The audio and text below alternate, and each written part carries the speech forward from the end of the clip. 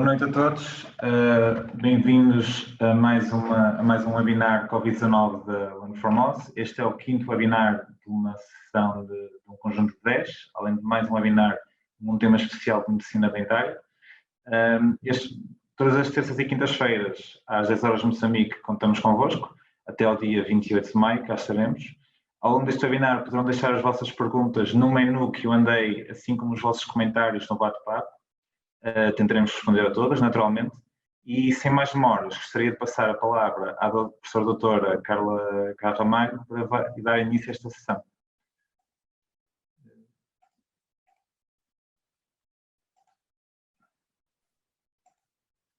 Obrigada, João. Vamos então dar início ao quinto webinar. Estes webinars da Learn4Moz sobre Covid-19 vão ser 10, mais um extraordinário sobre medicina dentária. É uma organização da Learn4Moz com a colaboração da Ordem dos Médicos de Portugal e a Ordem dos Médicos de Moçambique e com apoio também do MISAL. E hoje vai ser então o quinto e tem como tema critérios para diagnóstico de infecção por SARS-CoV-2 e para declarar um indivíduo completamente curado. O palestrante vai ser o professor Dr. Tiago Guimarães, que é especialista em patologia clínica, é o diretor do Serviço de Patologia Clínica do Centro Hospitalar Universitário do Hospital São João e é também professor na Faculdade de Medicina da Universidade do Porto. Tem uma larga experiência na realização de testes da Covid-19. Relembro que o Hospital São João foi um dos primeiros hospitais e um dos maiores e com o maior número de casos em Portugal, portanto a experiência é muito grande, então vai ser uma oportunidade para debatermos a questão de como diagnosticar e da importância de serem realizados testes. Não queria deixar de agradecer à CAEDS todo o apoio que tem prestado à realização destes webinars e lembrar, esta moderação vai ser partilhada também com o Dr. Félix Pinto, que é médico especialista em patologia clínica e é membro do Comitê de Resposta à Covid-19 da Ordem dos Médicos de Moçambique e que estamos com alguns problemas técnicos na ligação, mas esperemos que, entretanto, a ligação se reponha e possamos contar com o Dr. Félix Pinto para a discussão. Sem mais demoras, então, passo a palavra ao professor Tiago Guimarães, que nos vai fazer uma pequena apresentação e depois, no final, vamos discutir, teremos tempo para responder, tentar responder a todas as vossas questões, de maneira a que, com esta troca de experiências, podemos todos enriquecer-nos e, sem dúvida, que contribuir para vocês que ainda estão numa fase inicial da doença, possam aprender alguma coisa connosco, que estamos um bocadinho mais à frente. Passo a palavra, então, ao professor Tiago. Muito boa noite a todos e começo por saudar todos aqueles que estão a dispor do seu tempo para assistir a este webinar. Eu espero, muito sinceramente, que o webinar seja do agrado e que permita esclarecer alguns aspectos a propósito desta pandemia que, de facto, tanto mudou as nossas vidas e que alterou profundamente a forma como nós encaramos a prática da própria medicina e, sobretudo, a nível da medicina laboratorial, o enorme impacto que teve. Eu agradeço à Learn4Moz esta iniciativa, mas também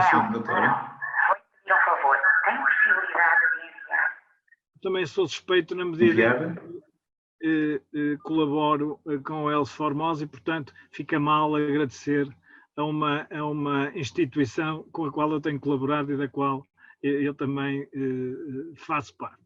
Mas, seja como for, a professora Carla Rego merece todo esse agradecimento e esse agradecimento será sempre pouco para tudo aquilo que ela tem feito em prol desta interseção de conhecimento entre colegas de Moçambique e de Portugal.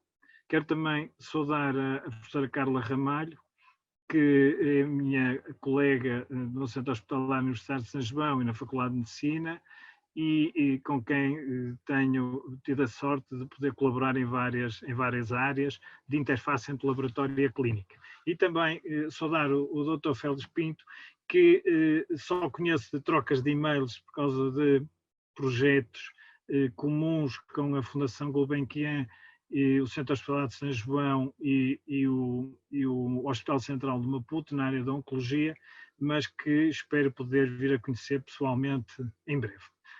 Começando então o tema que me foi dado como desafio, o dos critérios para o diagnóstico da infecção por SARS-CoV-2 e para declarar um indivíduo completamente curado. Digamos que são muitas coisas numa frase, num título relativamente comprido e que eu espero agora fatiar de forma a tornar isto mais apetecível. Começando pelo conceito de diagnóstico. Aqui o primeiro aspecto importante é nós percebermos como e com que tipo de produtos nós vamos fazer o diagnóstico da infecção pelo SARS-CoV-2, designada Covid-19. Em primeiro lugar, temos que pensar no tipo de produto. Os produtos que são, de facto, centrais no diagnóstico são os produtos da árvore respiratória. E, dentro destes, nós temos os mais acessíveis, são as zaragatoas da nasofaringe e da orofaringe.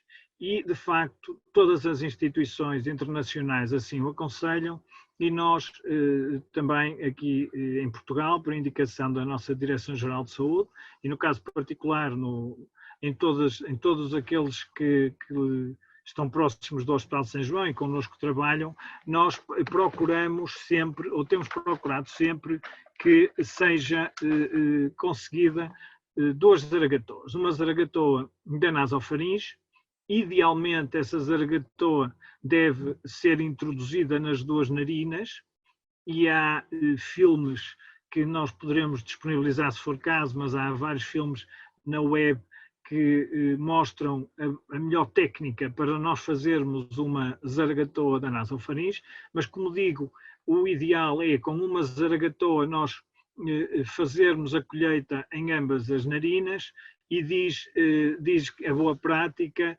que deve ser introduzida a zaragatoa até o doente lacrimejar.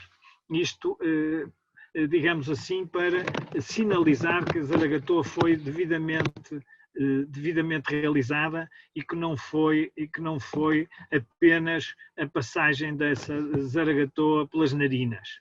Depois deve ser colhida uma segunda zaragatoa a nível da orofaringe. E esta segunda zaragatoa, que deve ser colhida a nível da orofaringe, deve ser colhida também com técnica de forma a não provocar o vómito nos doentes. Colhidas as 2 zaragatoas, elas devem ser introduzidas num frasquinho com o meio de transporte.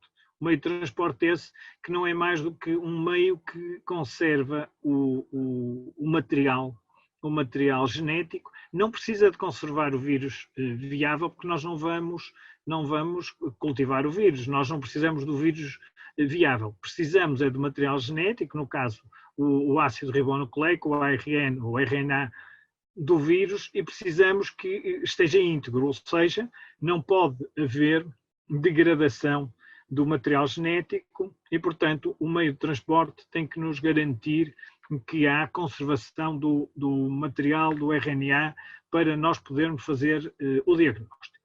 Depois, em seguida, portanto, do ponto de vista de amostras, a amostra, digamos que mais representativa, assim podemos dizer, é a obtida da árvore traqueobrônquica. Portanto, as secreções brônquicas, devidamente colhidas, e não saliva da boca, portanto, as secreções brônquicas são a amostra, ou são uma das amostras mais válidas do ponto de vista do diagnóstico. É evidente que se o doente não tiver secreções, se o doente não expectorar, nós não vamos poder colher essas secreções brônquicas e, portanto, daí que a zaragatoa da nasofaringe, que é mais importante do que a da orofaringe, porque há maior presença e maior, digamos que, saída do vírus nas células da nasofaringe do que propriamente na orofaringe, mas, como eu estava a dizer, as secreções brônquicas só existem se o doente tiver expectoração. E o que está dito é que não deve ser induzida a expectoração, a não ser em locais devidamente preparados para isso. E, portanto, se nós não conseguimos ter expectoração porque o doente não expectora, nós temos que fazer a referida zaragatua. Portanto, estas são as principais e mais fáceis amostras para o diagnóstico, ou seja, secreções brônquicas e zaragatoas da naso e da orofaringe. Também podemos, se for caso, se for um doente a quem se vai fazer um procedimento ou que esteja intubado, etc., também podemos colher lavados e esses lavados broncoalveolares, obviamente, também têm valor. Outros produtos não são adequados para o diagnóstico. O vírus está presente nas fezes, cerca de metade dos doentes apresentam vírus nas fezes, mas não é um local para nós fazermos colheita. O vírus está presente em muito poucos doentes e com pouco significado no sangue, portanto a virémia é baixa. Só nos doentes graves e à medida que a doença vai ganhando mais significado é que de facto a virémia se torna algo de significativo. Portanto, na maior parte dos doentes não há de facto virémia significativa. E na urina também não. Portanto, a virúria está descrita em muito poucas situações. Portanto, a grande maioria das séries não falam na presença do vírus na urina.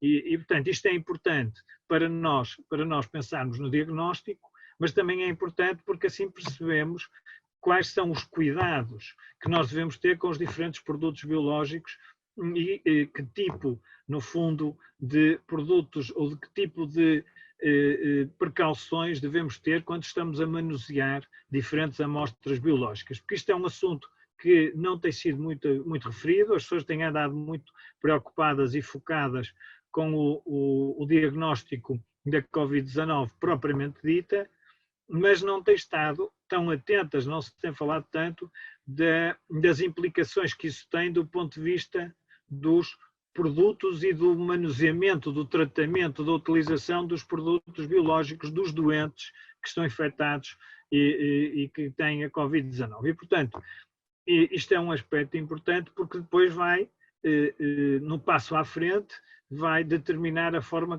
como vamos trabalhar essas mesmas amostras. Portanto, colhidas estas amostras, como digo, as zaragatoas colocadas num meio de transporte, as secreções brônquicas num tubo ou num frasco estéril adequado, estas amostras devem ser enviadas para o laboratório. Isto é igual a qualquer outro tipo de colheita de produto biológico que tem que ser enviado para o laboratório. Qual é a diferença aqui? A diferença é só, como também para os outros produtos biológicos, é só se demorar o transporte do sítio onde eu faço a colheita para o sítio onde a amostra vai ser processada. Nessa situação é que nós temos que ter cautelas e refrigerar a amostra durante esse período. Também outro aspecto importante no momento em que nós estamos a fazer a colheita é a forma como quem faz a colheita está preparado. A pessoa que fez a colheita deve estar protegida, deve ter uma máscara, se está a fazer colheitas deve ter uma máscara de proteção, as chamadas P2, portanto não deve ser só uma máscara cirúrgica, mas nomeadamente se o doente tiver sintomático, se o doente tiver com tosse, se o doente tiver com febre, nós temos aí potencialmente, se for um caso de Covid-19, nós temos potencialmente um caso bastante mais contagioso. Mas, desejavelmente, nós devemos ter o doente, o profissional que está a fazer a colheita deve ter uma máscara chamada P2, uma máscara, portanto, com proteção biológica, não uma máscara cirúrgica, deve ter uma viseira para proteger também os olhos, se não puder ter uma viseira, os óculos, mas as viseiras são fáceis de fazer, com folhas de acetato, nós podemos com grande facilidade fazer uma viseira. E a importância da viseira é que não só cobre os olhos, mas também cobre toda a face. E, portanto, a possibilidade de haver um salpico fica bastante reduzida com esta proteção. Depois deve ser usada uma touca para o cabelo. Isso obviamente que é mais importante em quem tenha mais cabelo e cabelo mais comprido, mas de qualquer forma deve ser acautelado também isso.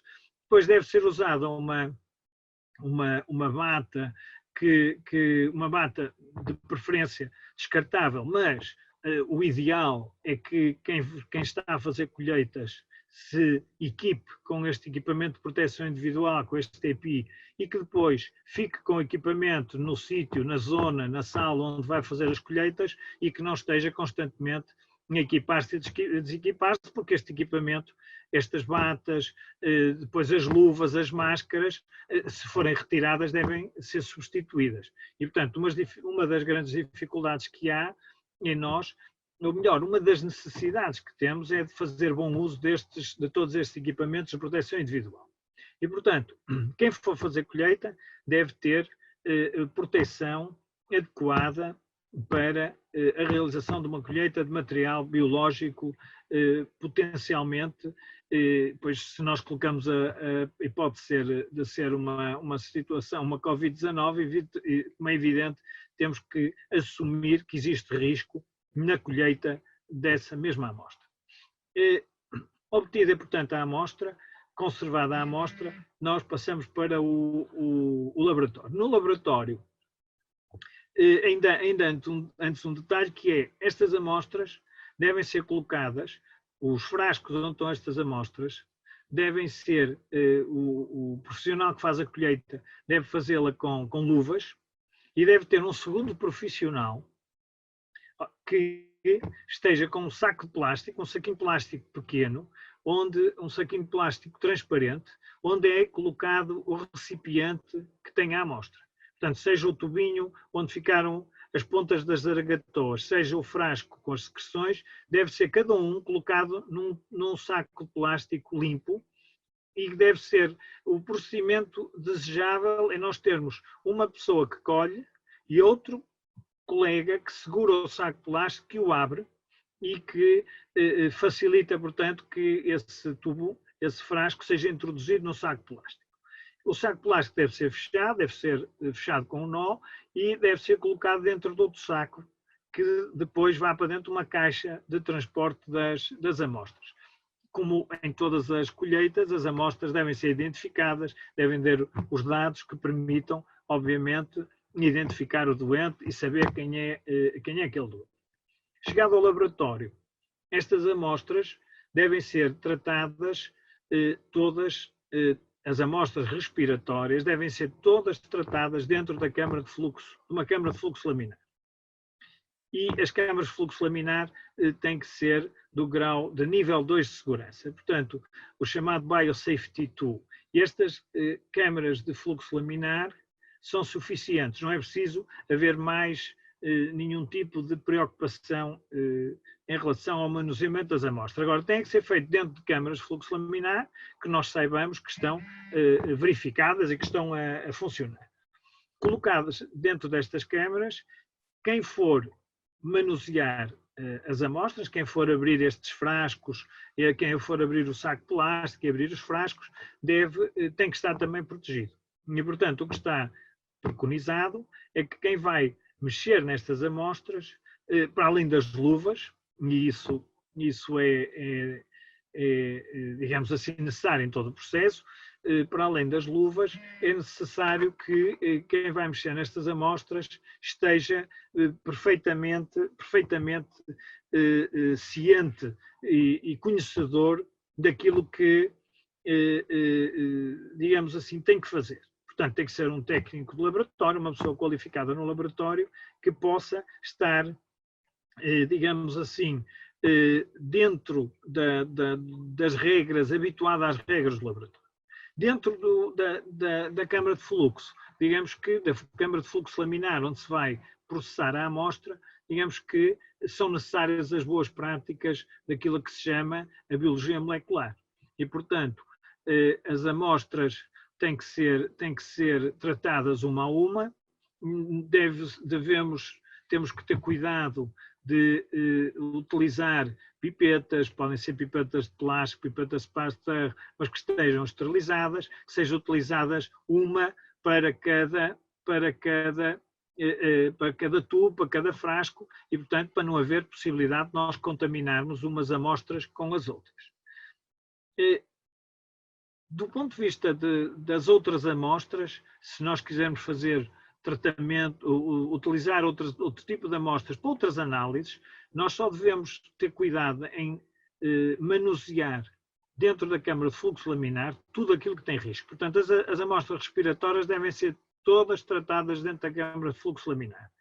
Mas, por exemplo, se eu vou fazer um hemograma, não preciso posso utilizar os equipamentos habituais para fazer um hemograma. Tenho que ter os cuidados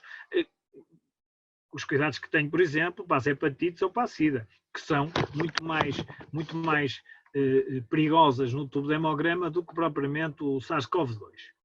Depois, em relação digamos assim, esta fase de preparação, de colheita, etc., eu diria que, se houver depois alguma questão, eu posso à frente esclarecer mais.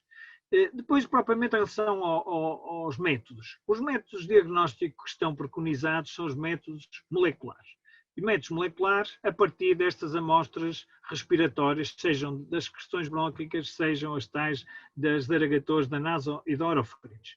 E porquê é que são estes? Porque são os sítios onde temos o vírus em maior quantidade, e os métodos vão procurar o RNA do vírus. E, portanto, obviamente, se nós queremos fazer um diagnóstico, temos que o fazer procurando no sítio onde o vírus está.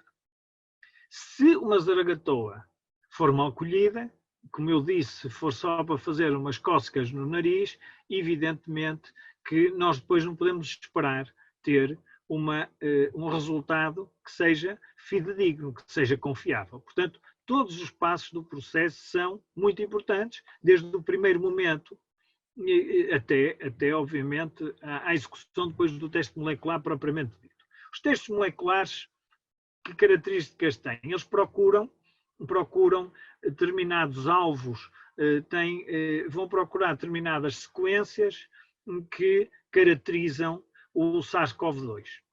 Eles são todos muito semelhantes, há ligeiras diferenças conforme os primers, conforme as sequências foram feitas a partir do CDC chinês ou foram feitas a partir do Hospital Charité em Berlim, ou portanto há ali diferenças nos genes que são procurados, mas todos os métodos procuram 3 genes. E é da procura destes 3 genes que nós temos o diagnóstico do SARS-CoV-2 e da Covid-19. Esta procura dos genes tem digamos assim, todo o trabalho habitual na biologia molecular. Portanto, então, quais são estes passos e o que é que nós temos que fazer? O primeiro passo é a inativação da amostra. Portanto, nós vamos retirar do tal meio de transporte ou das secreções brônquicas tratadas, nós vamos retirar um volume da amostra e vamos depois inativá-la com um produto que é utilizado para inativar o vírus e garantir que nós não temos ali qualquer risco biológico. Mas o risco biológico só deixa de existir depois de nós inativarmos a amostra. Até aí, nós temos lá o vírus viável. Inativada a amostra, a fase seguinte é a fase de extração dos ácidos nucleicos, no caso do RNA. E, portanto, todos estes processos demoram. A inativação pode demorar, dependendo da destreza das pessoas e do número de amostras, mas meia hora. Uma extração pode demorar 1 hora. E, portanto, tudo isto vai somando tempo ao tempo para obter um diagnóstico. Feita a extração, depois passa-se para a fase de amplificação, para a fase do PCR, do Polymerase Chain Reaction, propriamente dita. E, portanto, esta fase da amplificação é a fase, então, em que se vai procurar os tais alvos, os tais genes que caracterizam o SARS-CoV-2. E, portanto, esta fase de amplificação demora, dependendo dos equipamentos onde é feita esta amplificação, mas pode demorar, enfim, entre 1h30 e 3 horas. E, portanto, nós somarmos estes tempos todos entre uma colheita, transporte ao laboratório, manuseamento da amostra, inativação, extração, amplificação, nós facilmente temos dentro do laboratório apenas, temos 4, 5, 6 horas facilmente de demora de um teste, utilizando os métodos de biologia molecular clássicos. Temos também, agora, já disponíveis desde o meio do mês de abril, métodos de biologia molecular mais rápidos. Neste momento há 2 que estão mais generalizados, um deles só está no mercado americano, que é o ID-Now, e que só lá para setembro ou outubro é que nós teremos hipótese de o ter fora dos Estados Unidos, mas há um outro, que é o chamado o GeneXpert, que está presente e que está neste momento disseminado. Nós, no caso do Hospital São João, dispomos do GeneXpert e já temos estado a utilizar na resposta mais rápida este método. O que é que este método tem de diferente do método da biologia molecular clássica? Este método permite obter um resultado em 45, 50 minutos. Ou seja, desde ter a zaragatoa, desde ter o meio de transporte até ter o resultado, eu depois de pipetar o líquido do meio de transporte demora, e colocar no equipamento demora 50 minutos. Este sistema de GeneXpert é um sistema que, tanto quanto me lembro e tanto quanto sei, está bastante disseminado em Moçambique, porque é muito utilizado para o diagnóstico da tuberculose. E, portanto, nós temos aqui uma vantagem, se assim quisermos, na medida que há uma rede de equipamentos de GeneXpert já disponível em muitos países, e julgo que nesse aspecto Moçambique estará bem posicionado, na medida em que dispõe já de um equipamento onde pode fazer um teste rápido, que pode ser decisivo quando é preciso uma intervenção também mais rápida. Nós utilizamos este teste em certas situações. Por exemplo, na área da professora Carla Ramalho, quando nós temos um trabalho de parto, nós estamos a utilizar neste momento este método rápido para a obtenção do resultado. Estes resultados destes métodos são, do ponto de vista da sensibilidade destes métodos, são muito dependentes da qualidade da amostra. O que eu quero dizer com isto? A nós não nos interessa muito a sensibilidade analítica propriamente dita. A nós não nos interessa muito demonstrar que o método identifica o vírus, porque não é isso só que nós vamos fazer. Interessa-nos muito mais a sensibilidade clínica do método. Ou seja, eu saber que tenho um doente suspeito e que este doente suspeito vai-lhe ser feita uma zaragatoa e que eu tenho uma probabilidade alta de ter uma boa amostra, e depois, tendo uma boa amostra, essa amostra ter o vírus, no caso dele lá existir, e o método de detectar esse vírus. Portanto, digamos, quando nós estamos a olhar para o valor dos métodos de diagnóstico, nós não podemos ficar só circunscritos, presos à questão do método propriamente dito, se ele trabalha muito bem, porque temos que olhar para o contexto de utilização deste método. Portanto, como eu estava a dizer, estes métodos baseiam-se todos no mesmo princípio, são diferentes uns dos outros na forma como os reagentes, no fundo, são apresentados e nos tempos de incubação, nos tempos de reação de cada uma das situações.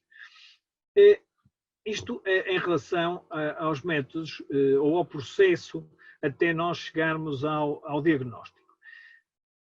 Feito o diagnóstico, como digo, nós, e conforme preconizado, só utilizamos métodos moleculares para fazer o diagnóstico. Há outros métodos que procuram pesquisar antigénio e não são métodos com características de sensibilidade e especificidade adequados para estarmos a fazer o diagnóstico.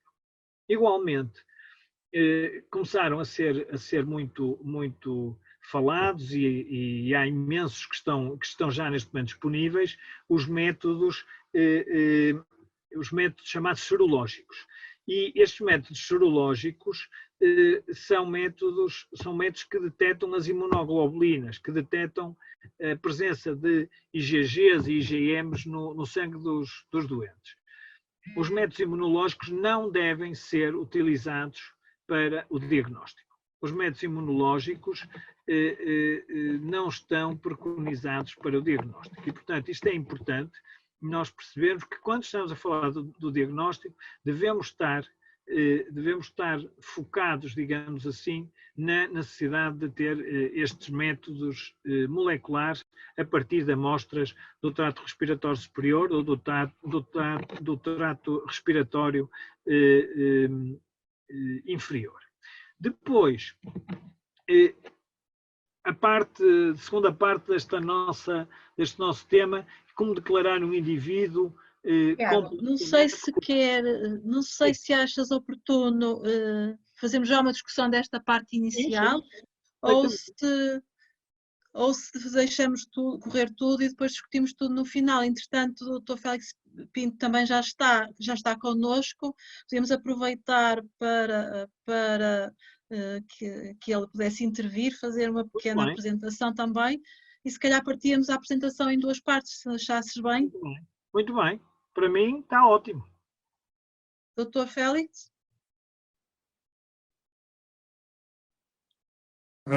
Boa noite a todos. Eu começo por saudar e agradecer ao professor João Guimarães. Ainda não nos conhecemos pessoalmente, como ele bem mencionou, mas já temos estado a trabalhar há mais de 1 ano juntos em diversos projetos. E em nome da Ordem dos Médicos de Moçambique, quero agradecer a colaboração da Ordem dos Médicos de Portugal e dos parceiros que têm apoiado neste grupo de apresentações que está planificado. E quero saudar também a todos os colegas que generosamente mantiveram-se acordados para poder atender a este webinar. E importante realçar que o processo de diagnóstico é realmente uma ferramenta importante que já temos estado a discutir em grupos de trabalho, principalmente ao nível do Ministério, liderado pela Direção Nacional de Assistência Médica e o Instituto Nacional de Saúde, onde estas estratégias já vêm sido discutidas e replicadas também para os colegas ao nível das províncias, para que estejam preparados para fazer o diagnóstico do SARS-CoV-2. Né? E como bem o Dr. João disse, nós temos plataformas instaladas ao nível do país, né? Através tanto do Instituto Nacional de Saúde, bem como do Programa Nacional da Tuberculose, né? Para fazer o diagnóstico da tuberculose, pode ser usado para o SARS-CoV-2. Eu não vou alongar, vou deixar os participantes exporem as dúvidas referentes à fase pré-analítica, que é da colheita, né? E depois, dependendo daquilo que são as dúvidas, nós vamos esclarecendo ao longo desta sessão. Obrigado. Em relação às questões que estão aqui colocadas, há 2 ou 3 questões que perguntam o tempo que pode esperar uma amostra desde a sua colheita até à entrada no laboratório, se há tempo ideal e quanto tempo pode. Há 2 ou 3 colegas que colocam essa questão. Tiago. Nós em relação a isso, o mais fácil é sempre dizer o mais depressa possível. E o mais depressa possível tem essa parte do possível. E, portanto, nós não temos estudos ou experiência de andar a fazer várias hipóteses ou andar a comparar várias hipóteses, várias temperaturas, várias horas, etc. Mas, tanto quanto nos apercebemos, tanto quanto vamos lendo e sabendo, a temperatura ambiente que também depende se é 14 graus ou 24 graus Celsius ou 34, evidentemente que dependendo, mas nós aqui estamos a falar o mês de março e o mês de abril, e portanto não foram meses quentes aqui em Portugal, mas nós tivemos algumas situações em que fizemos essa experiência de deixar amostras de um dia para o outro, enfim, só mesmo para nos apercebermos do que é que se passava, e elas foram, as positivas, mantiveram-se positivas, portanto, um dia. É uma temperatura que seria, enfim, 18 graus, por aí. Agora, eu não tenho nenhuma evidência segura para dizer que podemos garantir que não perdemos qualidade da amostra se tivermos 16 horas ou 24 ou 48. O ideal é refrigerar as amostras, se for possível, enquanto elas não chegam, não são transportadas para o laboratório. E no próprio laboratório, se nós temos a perspectiva de ir demorar, enfim, muito tempo, e muito tempo pode ser um dia e meio a processar as amostras, se de facto a temperatura é uma temperatura mais elevada, nós devemos também tentar refrigerá-las, mas nem sempre isto é possível, porque depois as situações ideais não existem e nós temos dificuldade nesse aspecto. Agora, não há um menu que nos diga que podem estar 16, 26, 36 horas, a 24 graus, ou a 18, ou a 30. Como digo, isto é o ideal, ou o próximo disso é manter refrigerado e tentar que não demore muito até ser processado. E processado é a questão de inativar a amostra e extrair a amostra. Portanto, não basta inativar a amostra. Portanto, nós temos também que fazer a parte da extração da amostra e depois depois a partir da extração da amostra nós não precisamos de ter cuidado. Mas isso já se passa só dentro do laboratório. O problema, obviamente, que é toda a pré-analítica até chegar ao laboratório. Eu também reparei que havia aqui algumas questões por causa da colheita em si. Nós temos que quando estamos com um doente, portanto, e nós podemos depois ver uma forma de fazer divulgar através mas eu julgo que há vários vídeos na internet que mostram bem isso. Portanto, de mostrar como é que se deve fazer a colheita e os cuidados a ter durante a colheita. E, portanto, de facto, o mais importante é a forma como nós horizontalizamos, digamos assim, a cara do paciente e introduzimos a zaragatua na horizontal e não a subir ao longo do nariz, mas na horizontal, porque de facto é assim que ela vai ter acesso à nossa faringe. E depois devemos introduzi-la bastante e devemos rodar durante uns segundos essa zaragatua. E de facto é por isso que se diz que deve ser até lacrimejar, digamos assim. Depois, outra questão que também colocaram, que eu já reparei, era o tipo de meio de transporte. Os meios de transporte, há alguns que são comerciais, mas há receitas, podemos assim dizer, há receitas do CDC que são relativamente fáceis de produzir com reagentes que um laboratório normalmente tem.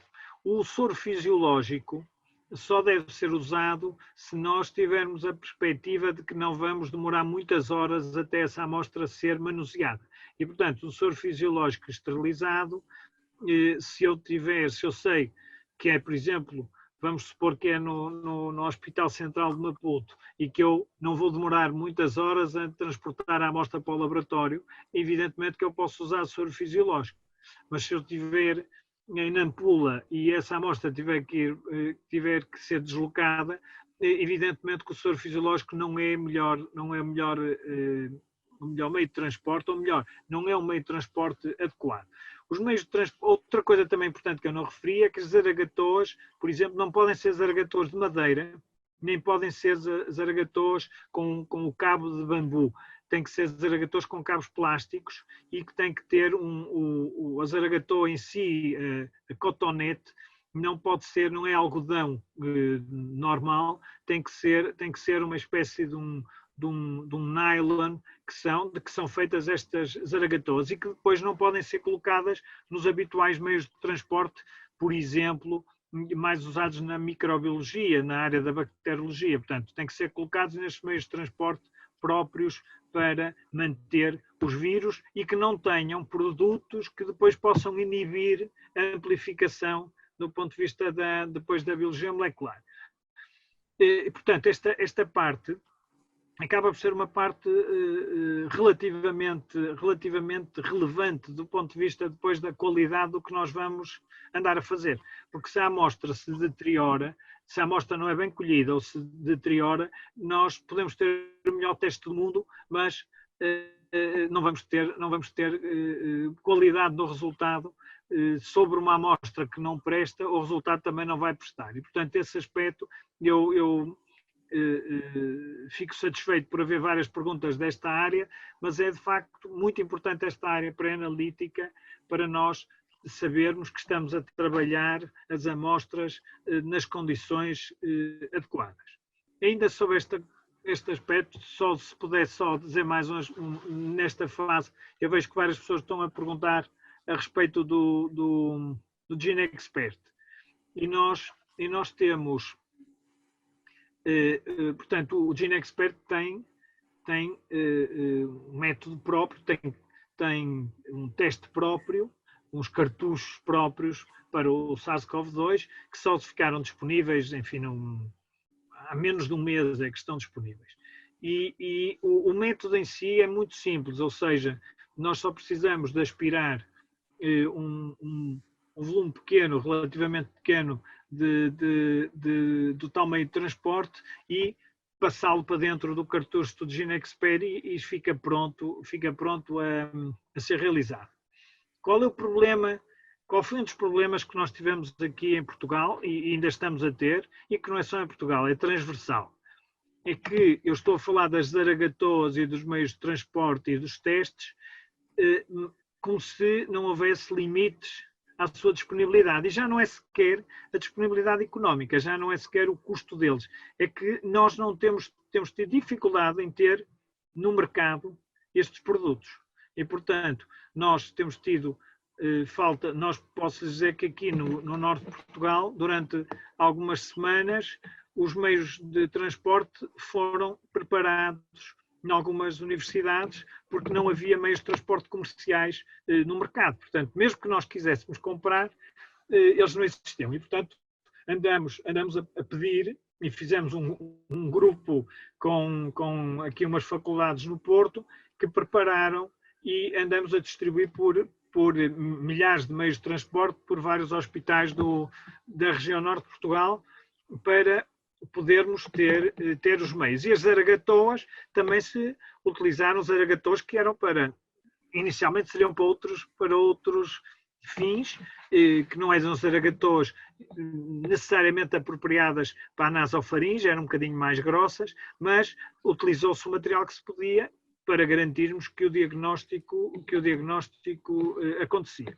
E, portanto, o material não tem sido fácil nós mantermos sempre o fornecimento de material. Neste momento, por exemplo, nós gostávamos de fazer bastantes mais testes com o GeneXpert do que aqueles que estamos a fazer, mas não temos fornecimento de testes que nos permita fazer todos os que nós gostávamos de fazer como testes rápidos. E, portanto, temos critérios bem definidos para utilizar estes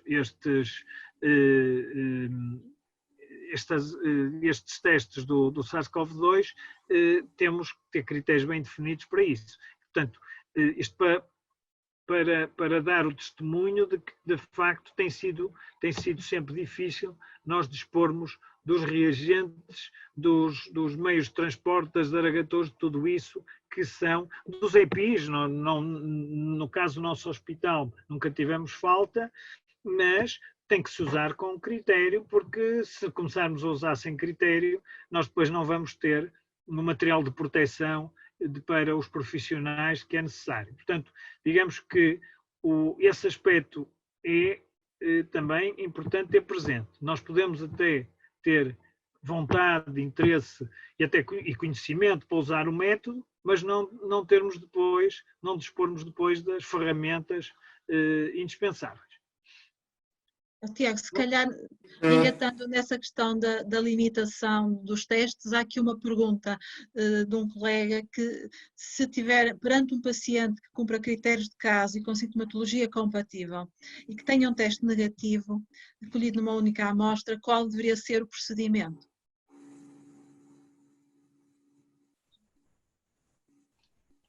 Estava sem som. Nós, a nossa experiência, posso lhe dizer que eu não disse isso no início, mas aproveito esta oportunidade, esta pergunta que tem todo sentido para o colocar, que é o principal critério para a utilização dos testes, e eu não falei dele, e devia ter começado por dizer isso. O início de um teste é a pergunta que faz com que eu vá realizar esse teste. E essa pergunta é a clínica. Eu tenho um doente à minha frente com clínica que justifica eu pedir o teste, eu peço o teste.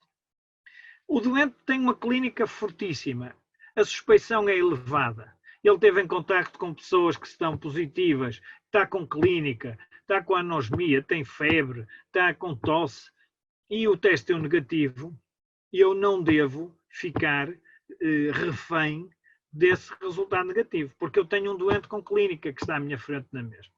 E, portanto, o que nós tivemos aqui, em algumas situações, isso é importante referi-lo, nós fomos repetindo. E, portanto, nós tivemos situações em que a suspeita clínica era muito elevada e o primeiro teste foi negativo, e nós voltamos a repetir e não são muitos, mas passou a positivo, e isso aconteceu às vezes com segunda repetição, ou seja, um doente tem um negativo, tem outro negativo.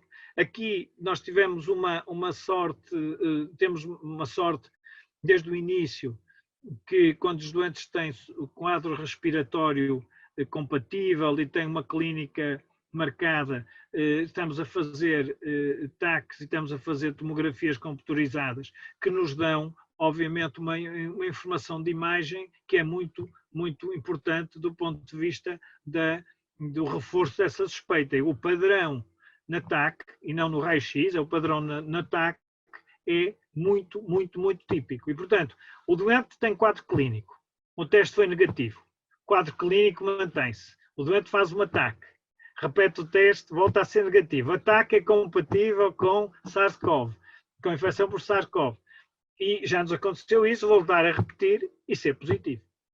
Também temos tido doentes que foram repetindo e foram sendo dados negativos, a suspeita clínica é elevada, o quadro respiratório é perfeitamente compatível e que estão a ser tratados, que estão a ser isolados como sendo positivos. Porquê? Porque toda a clínica, toda a epidemiologia e até a imagiologia são nesse sentido. E, portanto, digamos assim, nós temos que ter sempre espírito crítico na interpretação dos resultados. E, portanto, se um teste é negativo, resumindo, um teste é negativo, mas a suspeição clínica é forte, eu não posso ficar preso desse teste negativo. Não sei se o Dr. Félix quer... Sim, pareceu-me que sim. E eu queria perguntar ao professor João, em relação à vossa experiência com acidentes na colheita de amostras e também quais foram os principais erros de colheita que vocês identificaram quando a amostra chegou ao vosso laboratório, e a última, neste primeiro ciclo, como é que vocês fazem a gestão da testagem dos profissionais que estão na linha de frente da colheita de amostras e do cuidado aos pacientes? Começando pela primeira, juntando as duas coisas, os erros principais são colheitas mal, são zaragatos, estou a falar das zaragatoas, portanto são colheitas mal efetuadas por não serem efetuadas com todos os cuidados que as zaragatoas pedem, ou seja, as pessoas estão a utilizar utilizam a zaragatoa, mas não introduzem com a profundidade que devem, não fazem um movimento de rotação durante uns segundos, vários movimentos, e, portanto, são zaragatoas que são introduzidas no nariz, como eu dizia há bocadinho, só para esfregar um bocadinho, fazer um bocado de cócegas no nariz. E, portanto, estes são os principais erros de colheita. São erros. Tem acontecido também uma outra vez, também quando é da orofaringe, as pessoas esfregam na bochecha por dentro e julgam que já foram à orofaringe, portanto não são amostras capazes. O que nós temos feito, além dos vídeos, além de uns pósteres a explicar como é que se faz a colheita, nós temos procurado, no caso do nosso hospital, é que as pessoas que vão fazer colheitas façam formação com quem já está a fazer colheitas e está habituado e sabe fazê-las. Em relação aos acidentes nas colheitas, têm sido situações, acidentes é alguém, já aconteceu a pessoas terem vómitos, por causa da colheita da orofaringe.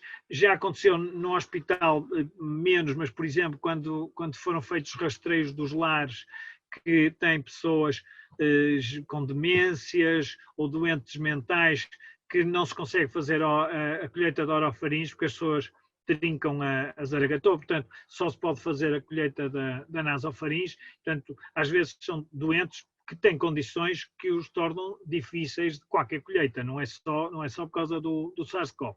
No laboratório já aconteceu verter-se uma amostra, mas aí é como qualquer outra amostra respiratória, quer dizer, se eu dentro da câmara de fluxo laminar tenho uma amostra que vira enquanto estou a manusear, o risco da tuberculose existe e é maior do que o risco do SARS-CoV, e, portanto, se eu tiver os cuidados, tenho que ter os cuidados habituais de manusear um derramamento de uma amostra respiratória. Portanto, os cuidados, o que nós tivemos foram pouquíssimas situações, mas os cuidados que se têm, a maneira de lidar com eles são iguais a qualquer outra secreções ou qualquer outra amostra de nasofaringe que nós tínhamos que manusear. E, portanto, digamos assim, são tudo situações que não fogem do padrão de resposta que nós estamos habituados a dar para as outras amostras respiratórias. Agora, a terceiro ponto, qual foi? Peço desculpa. Da testagem dos profissionais que estão na linha de frente. Exatamente.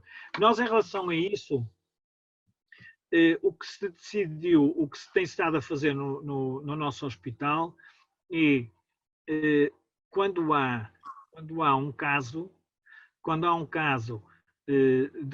contacto sem proteção com um caso, é feita uma consulta na saúde ocupacional que procura definir o risco. E, portanto, procura-se perceber se o profissional estava com proteção. No nosso caso, no nosso hospital, desde 15 de março, que todos os profissionais andam de máscara, portanto, isso diminui logo bastante o risco, mas procura-se determinar qual foi o risco. Se há um risco que tem a ver com o tempo em que o profissional teve em contacto desprotegido com um doente ou com um colega ou com outro profissional que se provou ser positivo, tem a ver com o tempo, tem a ver com a proteção, etc. Se cumpre esses critérios de proximidade e disposição não protegida, é feito o rastreio desse profissional. Se não cumpre esses critérios, portanto, se não teve tempo suficientemente longo exposto ou se esteve longe da pessoa que está doente, nessa situação o que se fez, ou o que se tem feito, é colocar esse profissional de quarentena e monitorizar a sintomatologia. Se o profissional se mantém assintomático, digamos que não se faz nenhum teste. Se esse profissional, entretanto, se torna sintomático, volta ao hospital e é feito o rastreio. Esta lógica do sintomático-assintomático tem-se aplicado muito. Portanto, mesmo quando as pessoas se apresentam no hospital a dizer que tiveram um contacto, tem um familiar que está positivo, um colega de trabalho que está positivo, o que se fazia era isso, caracterizar muito bem a exposição e perceber se a pessoa estava assintomática ou sintomática. Se aquele indivíduo estava assintomático, era mandado para casa com indicação para ficar em quarentena e, portanto, para se auto-isolar e para ficar em quarentena. Se estava sintomático, era feito o rastreio com a zaragatua. Qual é que é o problema? É que se nós temos, nós não quisemos nunca que passar pela chamada falsa segurança, que é quando nós vamos testar assintomáticos, e temos um resultado negativo e criarmos a segurança ou a falsa segurança de que as pessoas não têm a doença e, portanto, deixarem de ter cuidados. Portanto, nós no hospital procuramos não rastrear assintomáticos. E, portanto, estes programas, tendo em conta o tempo de exposição, o tipo de proteção que as pessoas tinham, nós procuramos não rastrear assintomáticos. Que programas é que nós temos no hospital? Nós não temos nenhum programa de rastreio, de profissionais. Eu, por exemplo, que estou todos os dias no hospital desde do princípio, nunca fui rastreado, nem serei rastreado se não tiver sintomas. Ou se estiver exposto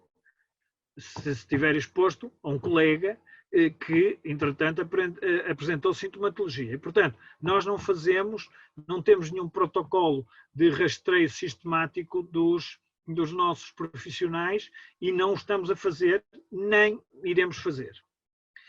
Do ponto de vista de rastreio com zaragatoa, métodos moleculares, etc. Portanto, nós não temos nenhum programa no nosso hospital e não está definido nenhum programa pela Direção-Geral de Saúde em Portugal de rastreio sistemático dos profissionais de saúde. Portanto, o rastreio é feito em função de situações concretas, de situações de definição de risco, tendo em conta a proximidade física entre as pessoas, o tempo que as pessoas estiveram próximas e se as pessoas estavam ou não com proteção, estavam ou não devidamente protegidas.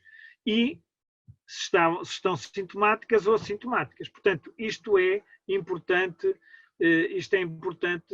dizer que, de facto, nós não temos um programa de rastreio do pessoal de saúde. E, no caso, no Hospital de São João, não temos um programa de rastreio, a não ser que haja risco determinado, como para as outras pessoas. Poderá haver, eventualmente, agora também, situações em que se rastreia pelo risco associado, extraordinário. Vamos supor que é um profissional que teve contacto com alguém que sabe que está doente e que está numa unidade de cuidados intensivos. O que é que nós fazemos? Esse profissional, se teve um contacto e se tem algum risco, mesmo assintomático e mesmo negativo, esse profissional pode ter que ficar de quarentena na mesma. E, portanto, isto não é uma avaliação de risco que se faz também em cada situação. Portanto, tendo em conta o tipo de tarefa que as pessoas têm, tendo em conta a exposição a que sujeitam os outros. Agora, volto a referir, não há um programa sistemático de rastreio dos profissionais de saúde. Ok, obrigado, professor João. Podemos passar para a segunda fase da apresentação para terminarmos e vermos quais são as dúvidas dos colegas. Obrigado. Muito bem, a segunda fase é pouco mais, não é muito mais, eu não tenho muito mais a dizer em relação à parte, lendo aqui o título, portanto, e para declarar um indivíduo completamente curado. Portanto, aqui não tem, digamos assim, esta segunda parte em si não tem nenhuma, enfim, não tem nenhuma particularidade muito especial. Portanto, como é que nós declaramos um indivíduo curado? É algo que tem dado alguma discussão. Neste momento, nós em Portugal tivemos uma alteração dos critérios que não é pacífica, mas o que se considerou até há uns dias atrás era que uma pessoa, para estar curada, tinha que ter 2 testes negativos intervalados de pelo menos de 24 a 48 horas. Ou seja, no indivíduo foi positivo e, passado umas semanas, conforme a situação, ele pode ter que ficar internado ou pode ter que ir para casa,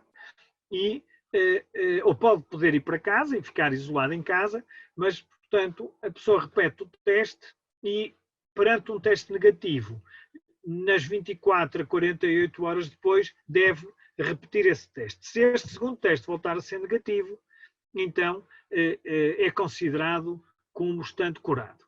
E, portanto, o critério de cura é este. Na semana passada, aqui em Portugal, a nossa Direção-Geral de Saúde alterou ligeiramente isto, ou seja, os doentes que não precisaram de ficar internados, que estão no ambulatório, que estão em casa, esses doentes são declarados como curados apenas após um teste negativo. Se o doente esteve internado, tem que fazer na mesma os 2 testes, tem na mesma que ter 2 testes negativos espaçados de 24 a 48 horas. Isto não está a ser muito pacífico. Nós no Hospital São João aqui temos procurado continuar a considerar a necessidade dos 2 testes negativos. E porquê? Na nossa experiência, que é razoável, o Hospital São João, a professora Carla Ramalho disse no início que era um dos hospitais com mais casos, não é um dos, é o hospital que mais casos tratou em Portugal, que mais casos diagnosticou e tratou, e nós temos enfim, uma casuística que é maior em Portugal, como estava a dizer, e nós temos visto com muita frequência, porque 40% dos casos, os doentes têm um teste negativo e depois, na repetição, esse teste volta a positivar. Portanto, 40% dos casos em que um só teste, nós teríamos que este doente era dado como curado e ele ia a seguir ter um teste positivo. E, portanto, nós não vamos, na medida do possível, nós vamos tentar manter a prática de ter 2 testes, ou melhor, é aconselhável, e é melhor dizer assim, e eu, pela minha parte, preconizo que nós mantenhamos 2 testes negativos para considerar um doente como curado. Podemos dizer completamente curado? Também isto tem o seu espaço de dúvida. Porquê?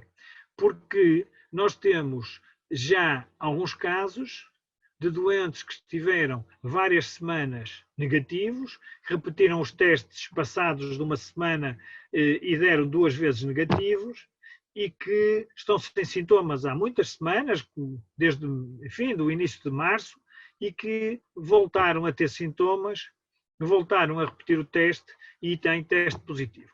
Ninguém ainda sabe muito bem o que é que isto significa.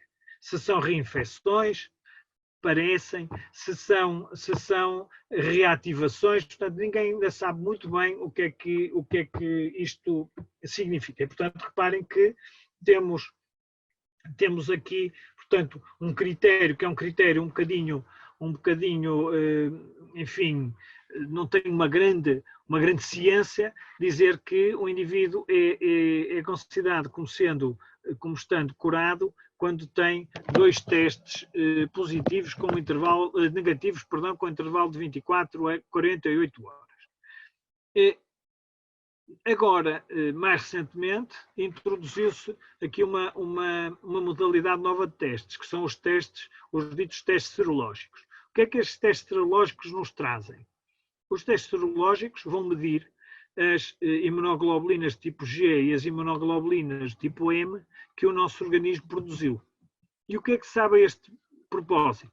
Classicamente, sabemos que as imunoglobulinas tipo M deveriam aparecer antes das tipo G ou tipo G e que significam uma infecção ativa.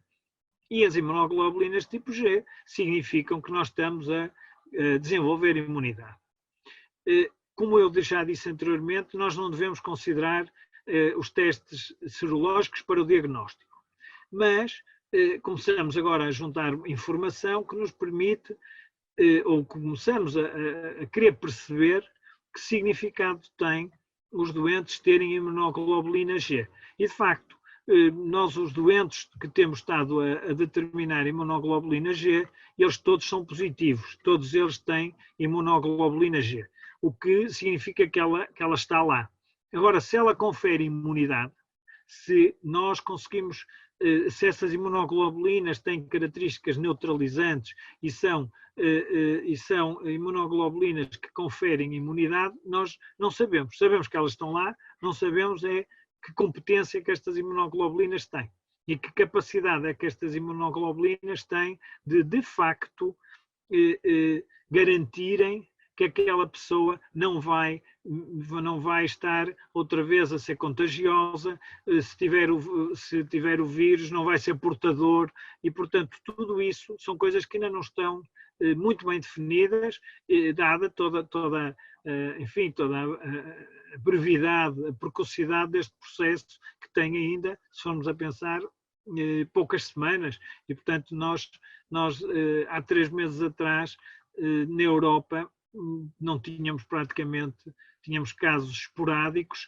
de pessoas que tinham vindo da China, e a partir de meados de fevereiro, enfim, com a explosão no norte de Itália, é que passamos a ter muitos casos. E, portanto, nós não há ainda experiência, nem mesmo na China, que já vai à frente uns meses, ou na Coreia, ainda não há, os dados ainda não são definitivos em relação àquilo que significa depois a imunologia, a resposta imunitária do nosso organismo. Portanto, respondendo àquilo que o título pede, completamente curado, nós temos ainda algumas interrogações, mas podemos considerar, de facto, que o padrão é dar um indivíduo como curado depois de 2 testes negativos intervalados de 24 a 48 horas. 2 testes, volto a repetir, moleculares.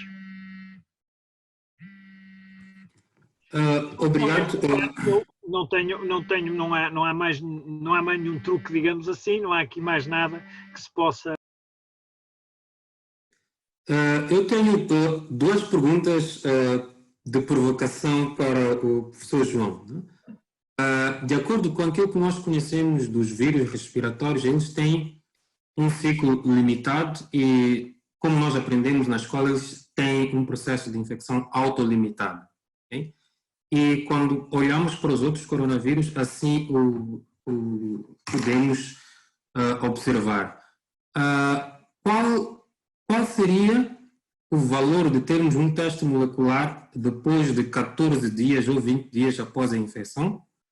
Positivo, será que é realmente infecção ou é uma marca do próprio organismo que está a libertar-se do vírus e apenas são partículas virais destruídas pelas células imunológicas? Não?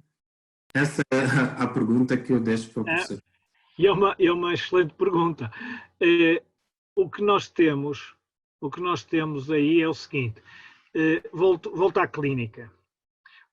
Se uma pessoa se apresenta sem clínica, a contar que teve um episódio há 8, 10, 12 dias, 15 dias atrás, que esteve com febre, que teve umas alterações enfim, do olfato ou do paladar e que esteve um bocado de tosse, não está preconizado, e está sintomático, não está preconizado nós estarmos a fazer o teste. o teste molecular. Portanto, não beneficiamos nada em fazer o teste molecular, porque de facto, o que o Dr. Félix diz e bem, nós o que estamos a pesquisar é RNA. Nós não estamos a pesquisar a viabilidade do vírus. E, portanto, nós não estamos, quando fazemos o teste molecular, estamos a determinar que o teste, que existe lá matéria genética, mas não estamos a dizer que está lá um vírus que é viável, um vírus que é capaz de infectar. E é isso que está a ser valorizado, digamos assim, quando, ou tendo em conta esse conhecimento, estamos a valorizar de outra maneira mesmo as tais reinfecções, ou quando as pessoas que estavam negativas voltam a aparecer umas semanas depois e têm uma zaragatoa positiva. Portanto, a parte clínica aqui é muito importante, quer dizer, nós não andamos a fazer culturas de vírus, nós não andamos a verificar a viabilidade dos vírus e, portanto, nós temos é que juntar estas informações todas. Temos um indivíduo com sintomas e que tem um teste positivo, nós vamos dar-lhe um tipo de acompanhamento. O indivíduo tem sintomas e tem um teste negativo, podemos dar o mesmo acompanhamento se os sintomas são muito compatíveis e sugestivos. E, portanto, o teste molecular sozinho como qualquer teste, não tem grande valor. Quer dizer, eles têm valor no contexto de responder a uma questão clínica concreta, de responder digamos assim, à dúvida do clínico que tem um doente à frente dele. E se nós descontextualizamos isto, e eu falo como médico patologista clínico que gosto de ser patologista clínico, mas gosto de ser médico, ou seja, se nós descontextualizamos o laboratório da clínica, no nosso caso, patologistas clínicos, deixamos de ser médicos. E, portanto, nós temos que ter presente isto. Nós não estamos aqui a fazer testes meramente para enfim, cumprir uma função. Nós estamos a fazer testes para responder com as nossas características e com o nosso conhecimento clínico, utilizar os recursos do laboratório para responder a uma pergunta que os colegas nos colocam. E, portanto, aquilo que disse está muito bem colocada essa questão, que é nós não estamos a fazer o teste descontextualizado da clínica. E, portanto, se não há clínica que peça o teste, não vale a pena nós estarmos a fazer esse teste.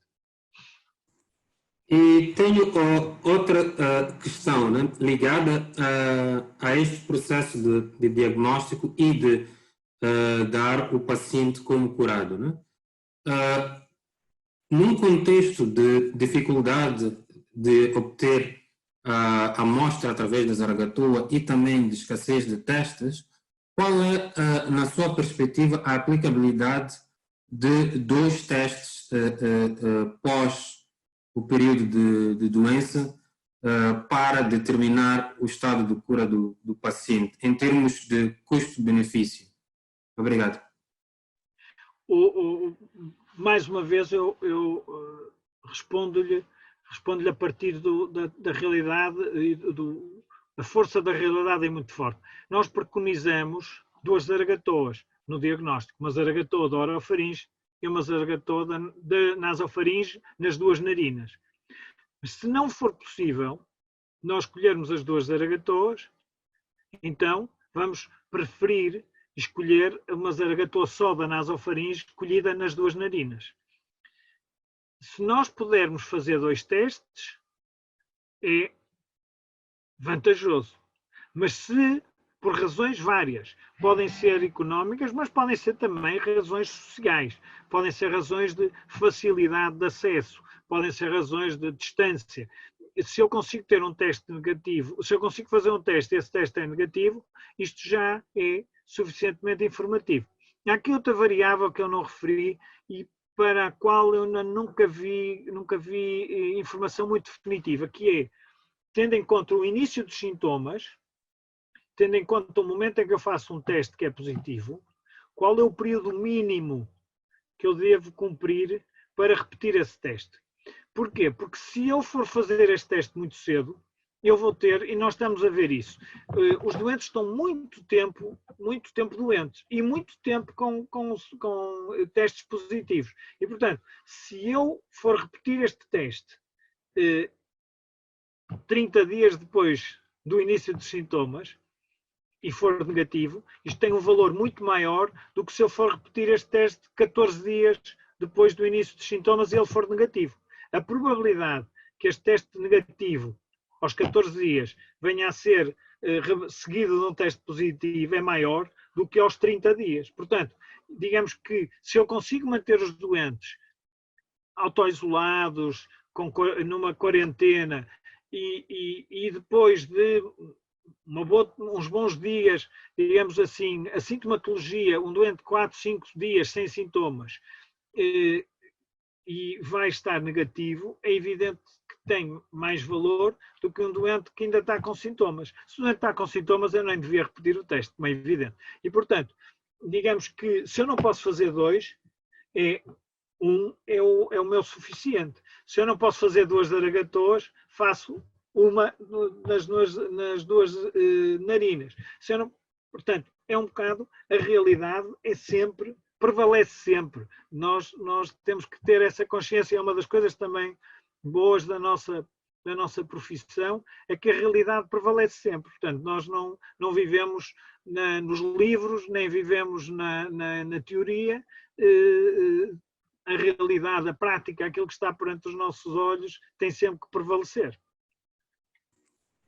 Ok, obrigado, professor João. E tenho mais uma questão que acho que vai interessar a maior parte dos colegas que acompanham a partir das províncias, que é em relação ao GeneXpert. Como bem disse, nós temos os equipamentos espalhados pelo país, mas ainda temos um senão na utilização, que é a necessidade de cabines de biossegurança. É uma dificuldade para nós como país ter telas espalhadas ao nível nacional. E como o processo de testagem do GeneXpert tem um cartucho e tem o meio de transporte, a questão surgiu: é necessário ter cabine de biossegurança se eu puder colher a amostra imediatamente e inocular no meio de transporte que é nativa, que vai para o laboratório, né? E é só pipetar e colocar no cartucho, ou obrigatoriamente nós temos de processar todas as amostras que são testadas no GeneXpert dentro de uma cabine de biossegurança biológica? Excelente pergunta. E eu digo porquê? Porque eu também não referi que há a possibilidade do próprio meio de transporte ter inativador. E, portanto, nós podemos ter meios de transporte que têm também inativador. E quando nós estamos a falar de, por exemplo, num país como Moçambique, onde as distâncias são grandes, se for possível nós termos meios de transporte com inativador, nós estamos a cumprir duas funções. Por um lado, estamos a garantir que o material genético é mantido, e, por outro lado, estamos a assegurar-nos de que o risco biológico é praticamente nulo, porque se a solução inativadora for competente, for devidamente testada e for devidamente validada, nós vamos ter o vírus inativado. E, portanto, o que o Dr. Félix diz faz todo sentido. E voltamos à realidade. Se eu tenho uma colheita que é feita logo para uma solução, para um meio de transporte com inativador, eu vou ter uma redução muito grande do risco. E depois vamos ser outra vez realistas. Se no vosso caso concreto, as pessoas estão a manusear amostras para diagnóstico da tuberculose, em alguns casos tuberculose que são multiresistentes, eu pergunto se nós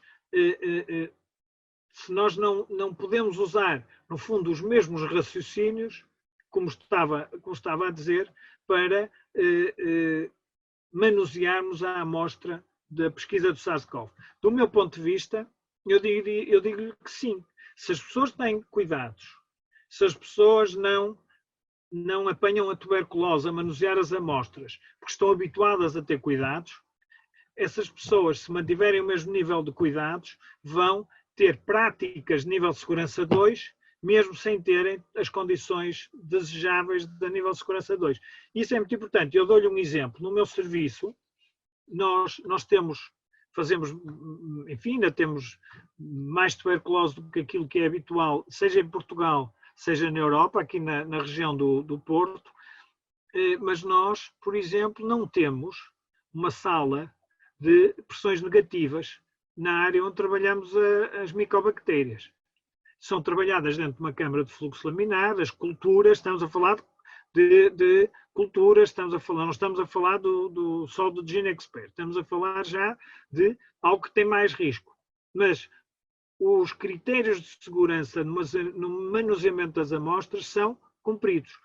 E, portanto, as pessoas trabalham sempre com todo o cuidado, a verdade é que nós, em muitos anos, e eu sou responsável do laboratório desde 2007, nós nunca tivemos um caso de tuberculose no laboratório. E, portanto, e manuseamos centenas de amostras por semana. E, portanto, nunca tivemos um caso. E portanto, o que o Dr. Félix pergunta, ou diz, e pergunta a minha opinião, eu digo-lhe assim, o mundo real é sempre aquele que mais manda. E nós não vamos ter o diagnóstico e a ação comprometida em relação à Covid-19 porque não temos as condições ideais. Eu, se lhe mostrasse, a professora Carla Ramalho é nossa vizinha, se eu lhe mostrasse o nosso laboratório, eu fui visitar o laboratório da tuberculose do Hospital Central de Maputo a primeira vez que fui a Moçambique e fiquei cheio de inveja, porque tem condições estupendas. Se for ver as condições do laboratório das micobactérias e do laboratório de microbiologia no meu hospital, são bastante mais pobres e bastante mais fracas. E, portanto, nós temos é que trabalhar com o máximo de cuidado, tendo em conta as condições que temos. Agora, não vamos fazer cultura de vírus. Nós não trabalhamos, não estamos ali a manipular o vírus de Marburg ou o vírus do ébola. Portanto, temos consciência de quais são os nossos limites, mas concordo consigo. A amostra inativada é muito diferente e o manuseamento da amostra, de facto, é pipetar, meter no cartucho, fechar e colocar no GeneXpert. E o GeneXpert, eu diria que é uma forma, eu aprendi muito nas minhas visitas a Moçambique e na perspectiva que nós temos de ter, de adequação, e o GeneXpert faz isso muito bem, adequação dos meios às condições e às necessidades. E, portanto, nós aqui é uma vantagem poder ter toda a rede de GeneXpert que existe para o diagnóstico concreto do SARS-CoV. E não estamos a pensar em montar toda uma rede de laboratórios de biologia molecular clássica, que é muito mais trabalhoso, que é muito mais demorado, que obriga a um know-how das pessoas muito superior, quando já há uma infraestrutura montada e, obviamente, é preciso os testes, mas há uma infraestrutura montada, no caso de Moçambique e de outros países, que cumpre muito bem essa tarefa. Não sei se respondi àquilo que quis perguntar. Sim, e uma última pergunta relacionada a este processo de adequação do GeneXpert na rotina dos hospitais. Queria saber da sua experiência quais foram os principais desafios que vocês tiveram na incorporação do GeneXpert na vossa rotina e quais foram os maiores ganhos em termos de prestação do apoio clínico que o laboratório tem como papel fundamental, né? Queria saber estes dois pontos, porque vai ser o desafio dos colegas que estão ao nível das províncias e algumas unidades hospitalares aqui da cidade e província de Maputo. Muito bem. Aí temos, de facto, duas coisas. Primeiro, nós tivemos o primeiro desafio é que todos os nossos colegas querem, se possível, fazer todos os diagnósticos utilizando o GeneXpert. Porquê? Porque é rápido. E, portanto, as pessoas querem, quando se fala de qualquer coisa, as pessoas querem tudo depressa. E nós vivemos cada vez mais, as pessoas querem um clique, querem tocar com o dedo e ter o resultado logo. Portanto, as pessoas, digamos, a primeira barreira foi essa, que toda a gente quer utilizar o GeneXpert para fazer os diagnósticos. Nós temos aqui um recurso limitado. Nós não temos testes para fazer todos os que queríamos. E, portanto, a primeira foi definirmos muito bem os critérios de utilização do GeneXpert. Neste momento, quais são esses critérios?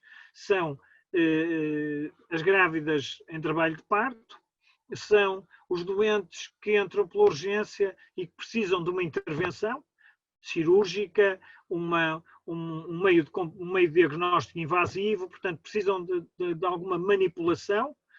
São doentes que são transferidos, às vezes, de outros hospitais, porque, por exemplo, precisam de ir para uma unidade de cuidados intensivos. E, portanto, todos os doentes que precisam de uma decisão rápida são aqueles que nós estamos a dar prioridade para executar o teste.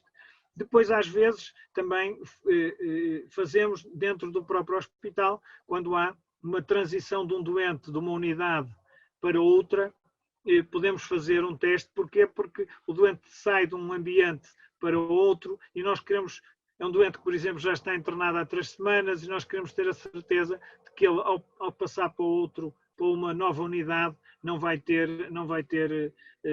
estar a transportar a doença.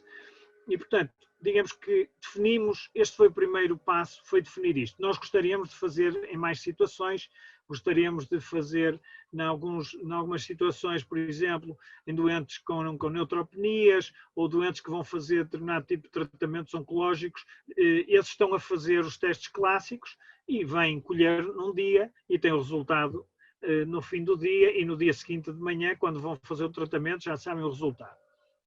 Mas, portanto, este foi o primeiro passo, foi definirmos com os colegas da urgência, dos serviços de urgência, dos serviços de cuidados intensivos, definirmos as situações em que os serviços de doenças infecciosas, portanto, as situações em que nós queremos um resultado rápido e para atuarmos em função do resultado rápido.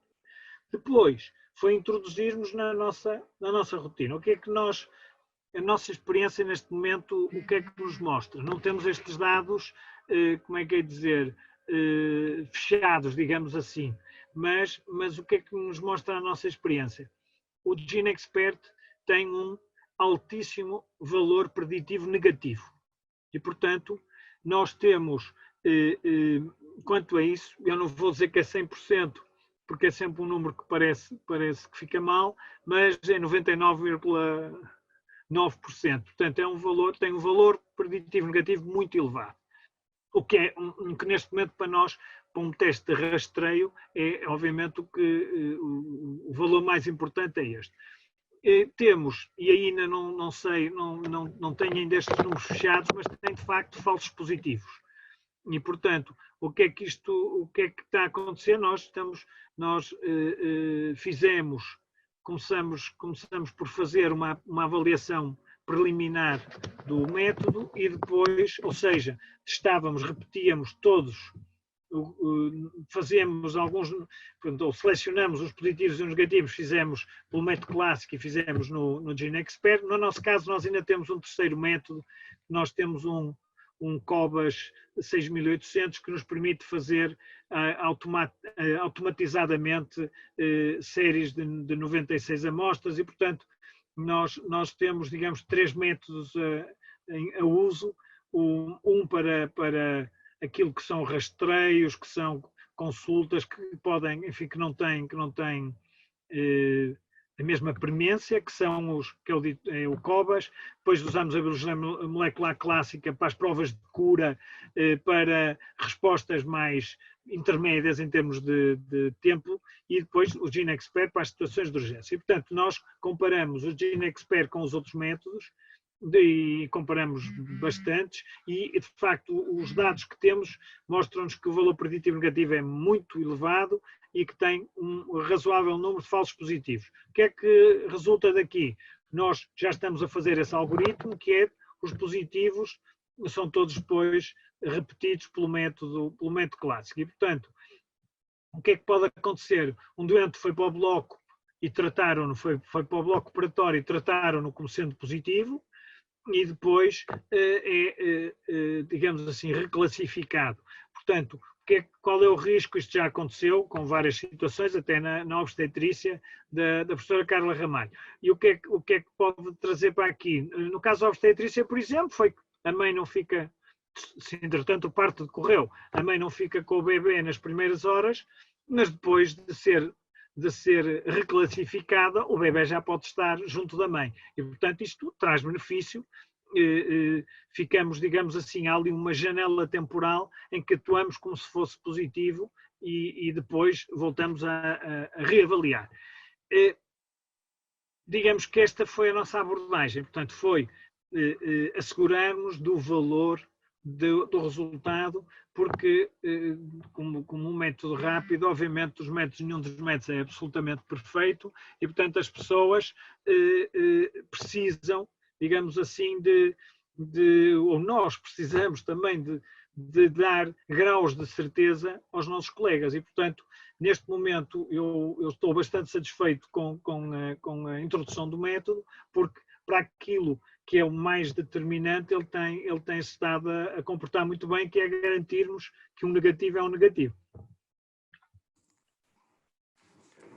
Ok, muito obrigado, professor João, já estamos ligeiramente para além da hora.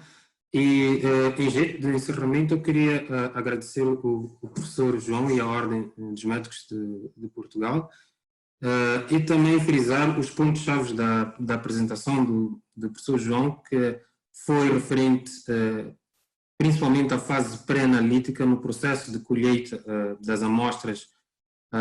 Todos nós profissionais que estaremos a trabalhar com estes pacientes, é importante a qualidade da amostra e a zaragatua certa para poder obter o melhor material e termos aquilo que realmente espelha o quadro clínico do paciente, e que, se houver a necessidade de espaçar esta testagem, pode ser feita por pelo menos, no mínimo, 72 horas, 3 dias a 5 dias, como dizem alguns guidelines, e que a amostra deve ser devidamente acondicionada, principalmente para aqueles locais onde tem dificuldade de acesso, né? Nós temos a realidade das províncias e dos distritos, né? E que este transporte seja feito de acordo com aquilo que são as regras da IATA, que a maior parte dos laboratórios já o conhecem, através de treinos e formações dadas tanto pelo Instituto Nacional de Saúde como pela Direção Nacional de Assistência Médica, e que os métodos de diagnóstico essencialmente são moleculares, né?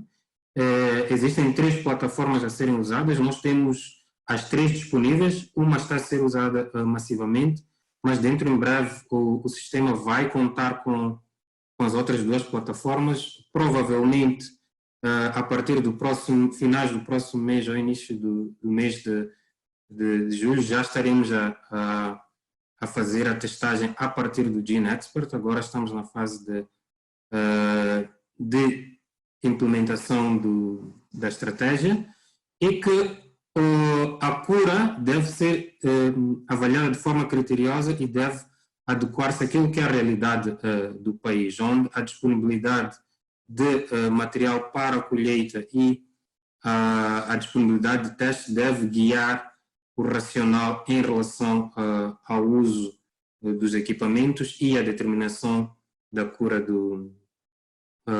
dos pacientes. Eu vou passar agora a palavra para a doutora Carla. Obrigado.